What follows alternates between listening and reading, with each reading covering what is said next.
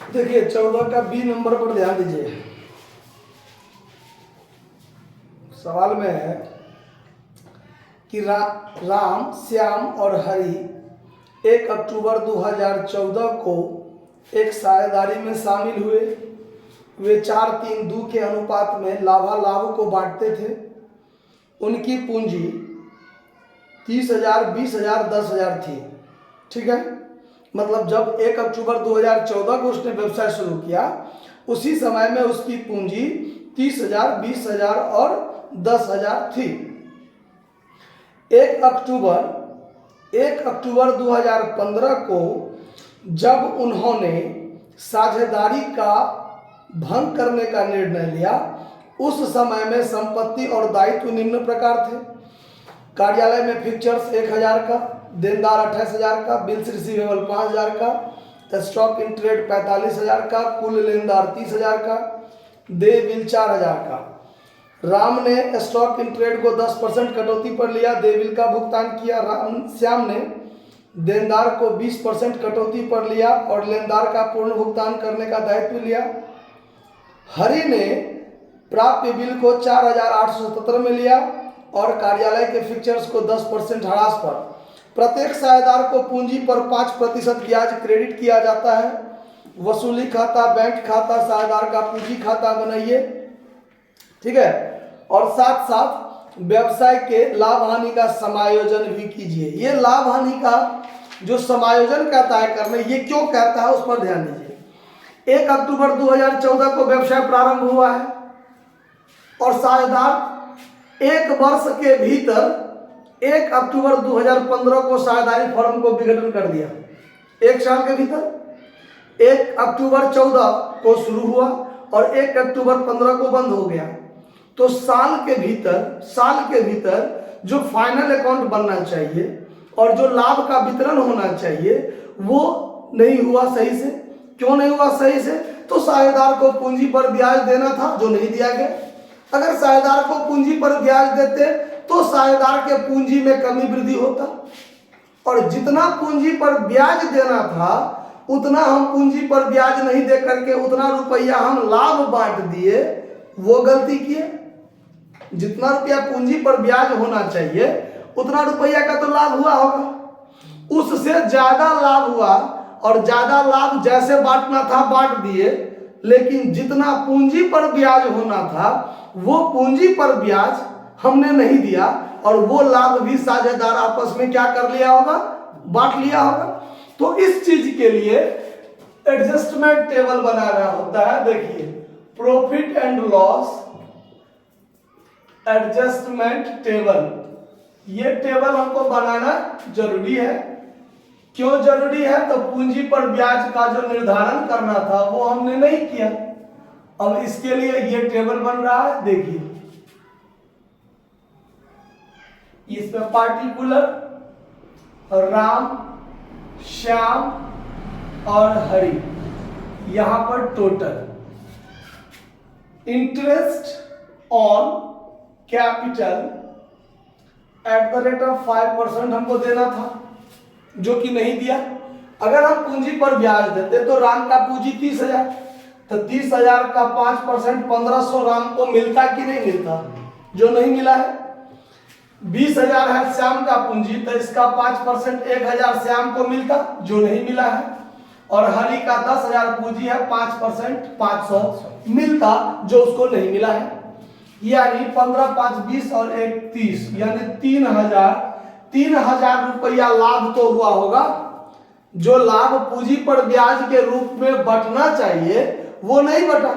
और ये 3,000 जो लाभ है, ये 3,000 लाभ profit already divided by partner.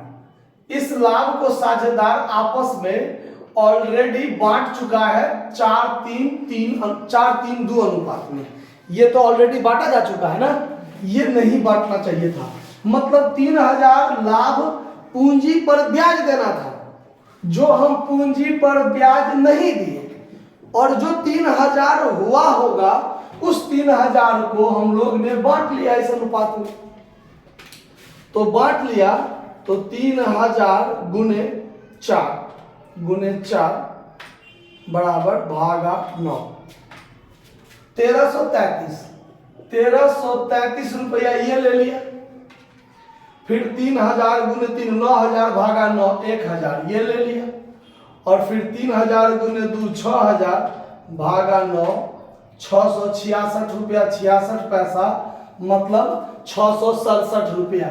मतलब इतना रुपया 3000 रुपया लाभ का, ये 3000 रुपया लाभ पूंजी पर ब्याज नहीं दिए, और ये जो नहीं दिए तो उतना रुपया तो लाभ हुआ होगा व्यवसाय में, और चूंकि देना था नहीं दिया, तो ये 3000 लाभ को इस अनुपात में ऑलरेडी क्या किया जा चुका है, बांटा जा चुका है। तो मिलना चाहिए पूंजी पर ब्याज 1500, लेकिन मिलने 1500 के बदला में इतना ही मिला है, मतलब इसको 167 रुपया और मिलना चाहिए राम को। इसको गलती से पूंजी पर ब्याज 1000 नहीं मिला जो मिलना था, और गलती से 1000 मिला है, तो इसको अनजान सुनजान महाकल्याण कोई फर्क नहीं पड़ा। और इसको 500 रुपया पूंजी पर ब्याज मिलना चाहिए जो नहीं मिल गए, गलती से जब 3000 को बांटा तो 667 मिल गया, तो इसमें से 167 क्या करेंगे, घटा देंगे कि नहीं घटा देंगे, तो ये 3000 वाला लफड़ा क्या हो जाएगा, समाप्त हो जाएगा। अब गलती से राम को मिलना चाहिए, कम मिला है, मिलना चाहिए 167, और इसको 167 ज्यादा मिल चुका है गलती से, तो सही में इसको 100 क्या करेंगे, कम करेंगे। तो इसका पूंजी क्रेडिट करके बढ़ाएंगे, और इसका पूंजी डेबिट करके क्या करेंगे, घटाएंगे।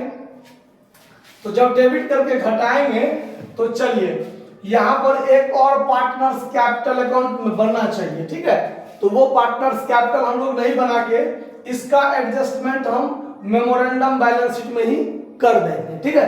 तो यहाँ पर देखिए मेमोरेंडम बैलेंस शीट बनाते हैं, memorandum balance sheet, memorandum balance sheet. नहीं तो अगर हम यहाँ पर पूंजी खाता बनाएंगे तो सिर्फ इसी का एडजस्टमेंट होगा, 167 रुपया से ही एडजस्ट करना पड़ेगा। जो इसका पूंजी 167 से बढ़ाएंगे और इसका पूंजी 167 से घटाएंगे, बाकी और कोई बात नहीं होगा, ठीक है। तो वो बात हम मेमोरेंडम बैलेंस शीट में ही कर देंगे काम।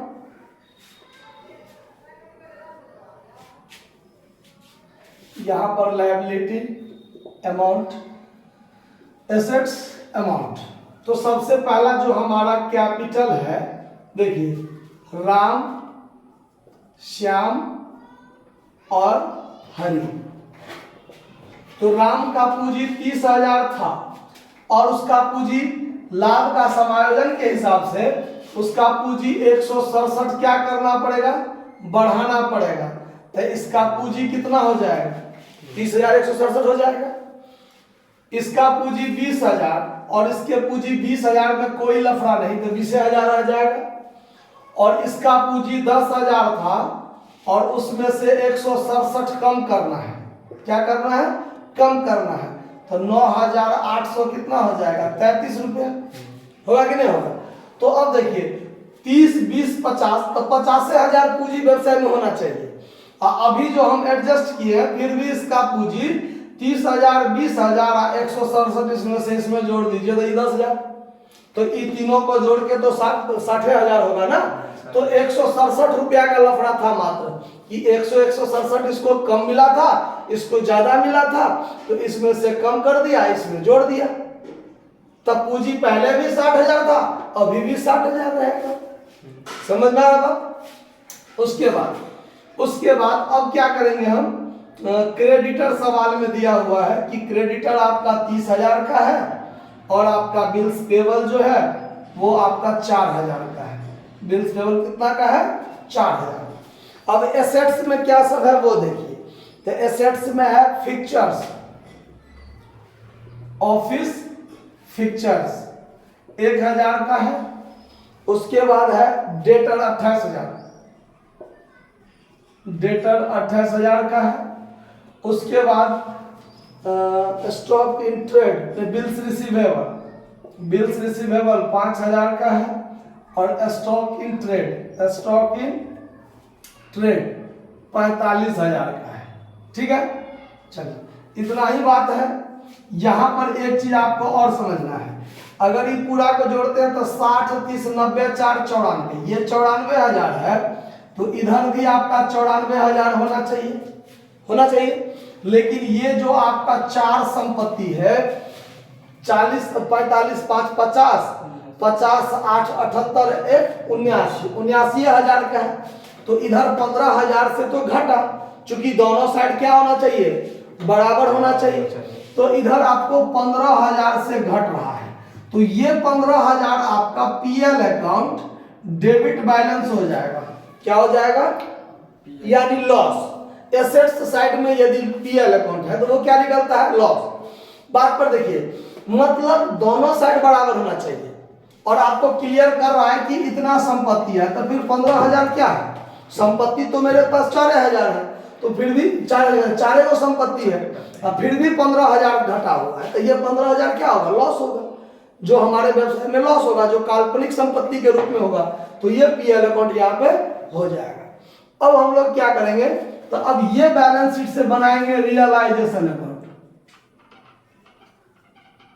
रियलाइजेशन अकाउंट बनाएंगे।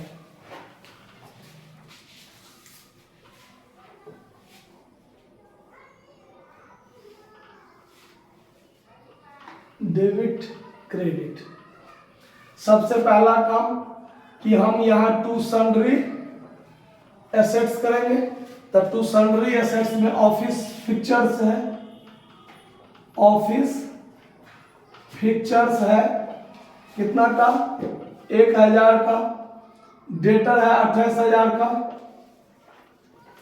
डेटर है 28,000 का, बिल्स रिसीवेबल है 5,000 का, और स्टॉक इन ट्रेड है, स्टॉक इन ट्रेड 45,000 का, मतलब कुल मिलाकर 79,000। समझ में आ रहा बात, कहीं कोई दिक्कत। अब हम लोग करेंगे bye sundry liabilities. Bye sundry liabilities में हमारे पास क्रेडिटर है 30,000 का, इन्हें कॉलम में लिख लीजिए, क्रेडिटर है आपको 30,000, और बिल्स पेबल है 4,000, तब मिलाकर 34,000 हो गया। ठीक है, अब सवाल में कहता है कि राम ने स्टॉक इन ट्रेड को 10% कटौती पर लिया, ये जो स्टॉक इन ट्रेड है इसको राम ले लिया, तो by Ram's capital account stock taken,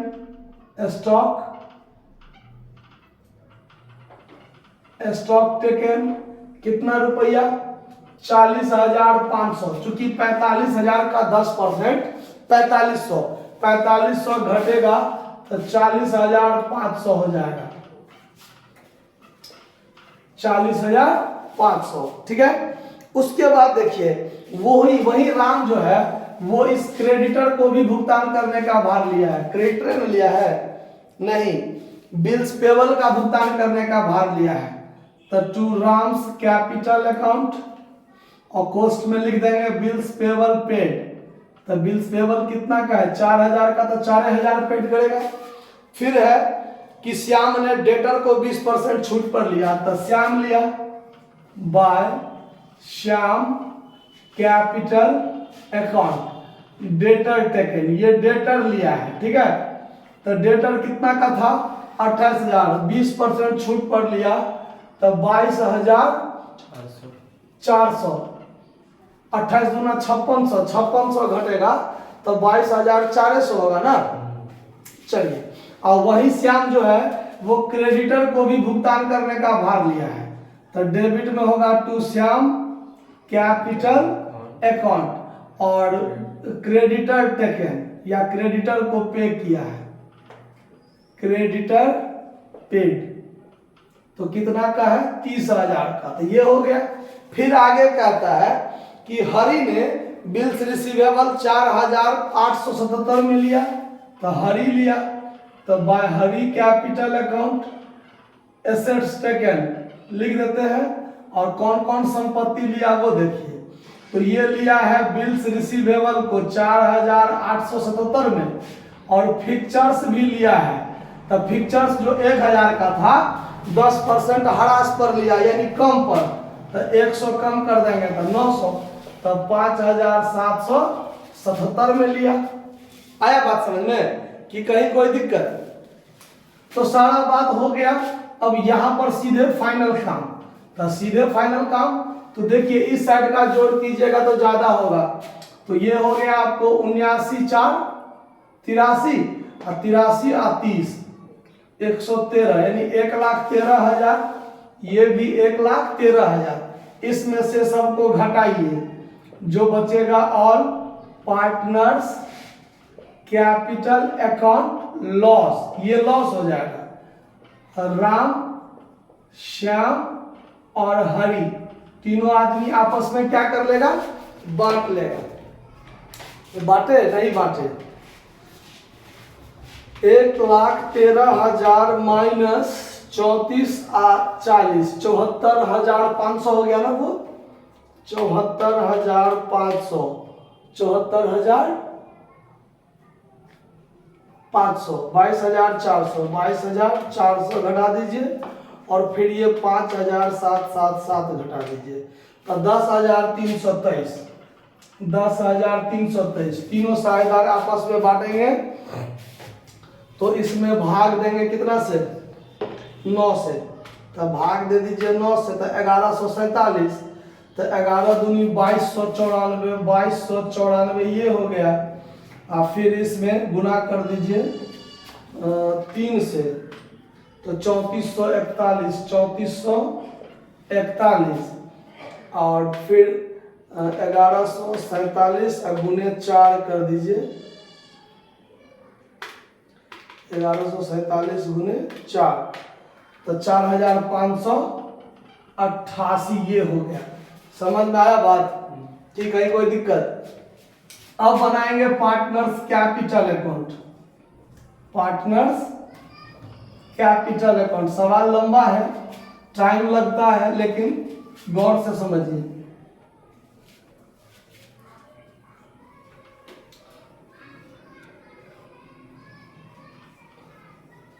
देखिए, डेबिट क्रेडिट,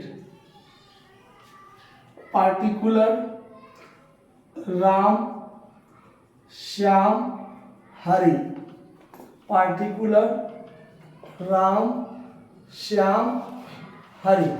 तो सबसे पहले क्या लिखेंगे? By balance BD. तो बाय बैलेंस बीडी जो आप लिखिएगा वो ये लिखना है, क्योंकि पूंजी 30,000 20,000 10,000 को था, लेकिन जब लाभ का समायोजन किए हैं तो 167 से लफड़ा आया है राम में और हरि में। तो राम का 167 बढ़ गया तो 30,167, 30,167 और श्याम में कोई दिक्कत नहीं, तो 20 का 20,000 और ये 9,833, यही है ना? 9,833 हो गया। उसके बाद देखिए, ये दोनों साझेदार राम और श्याम लायबिलिटी को भुगतान करने का भार लिया, तो क्रेडिट में होगा to by realisation account liability paid. Ram में 4,000 और श्याम में 30,000, तो 30,000। हरि नहीं लिया है तो खाली रहेगा।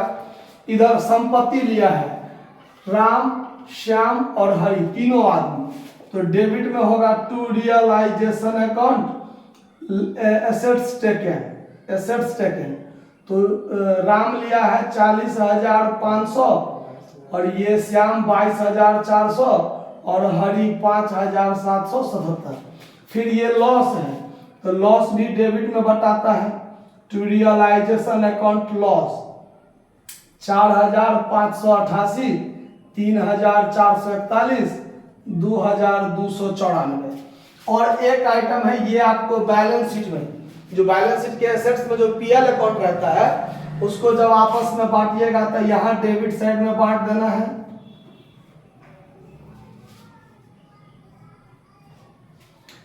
टू पीएल अकाउंट लॉस, तो 15,000 को जब आप बांटिएगा तो 15 चौका 60,000 भागा 9 कीजिए, तो 6,667 रुपया।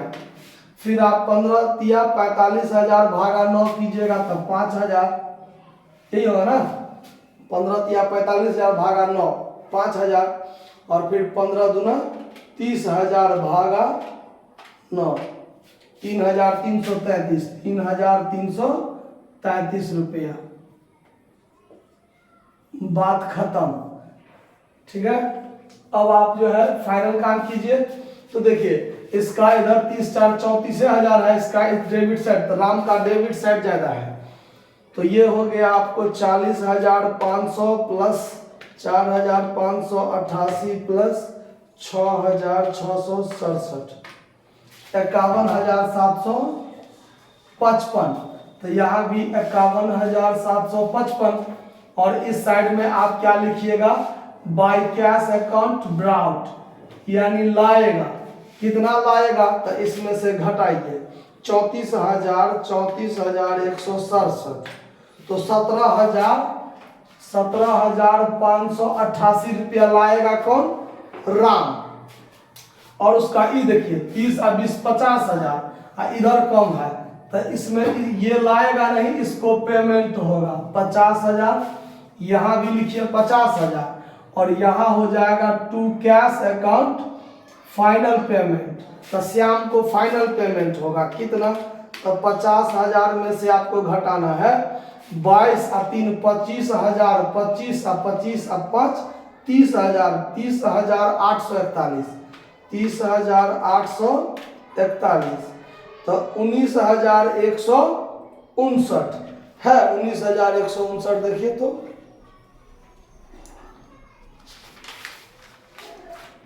19,159, ठीक है। 19,159 श्याम को क्या हो रहा है, पेमेंट हो रहा है। और हरी देखिए, तो हरी का भी यही साइड बड़ा है, तो ये फाइनल पेमेंट नहीं होगा, इसको लाना पड़ेगा। कितना लाना पड़ेगा, तो 5,777 प्लस 2,294 और प्लस 3,333, 11,404 हुआ, 11,404, 11,404।